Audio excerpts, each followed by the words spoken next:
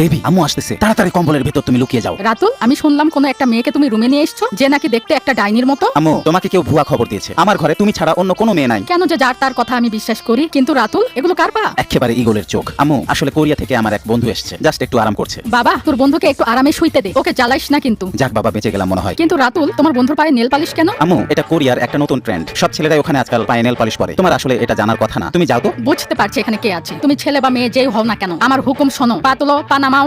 আল্লাহ এবারের মতো বাঁচিয়ে দাও, অনেক দান খয়রাত করব। হে খোদা, আমাকে বাঁচিয়ে নাও, আমি 50 কেজি বাতাসা মানুষকে দান করবো। আমি বাইরে অপেক্ষা করছি, মেয়েটাকে তাড়াতাড়ি বের করে নিয়ে আই। চলো, ধরা তো পড়ে গেছি। এই মেয়ে, তুমি আমার ছেলেকে বিয়ে করবে? সত্যি? মা আমি এখন বিয়ে করতে চাই না, লাইফ সেট হোক না আগে, তারপর বিয়ে টিয়ে। তোর বিয়ে এক্ষুনি এই মেয়ের সাথে হবে। বউয়ের মতোই তো নিয়ে থাকছিস। মা, আমি বিয়ের জন্য প্রস্তুত। এভাবে ধরা না পড়লে মা তো আমার বিয়েই দিত না। আমার মিশন সাকসেসফুল। বন্ধুরা লাইক কমেন্ট সাবস্ক্রাইব।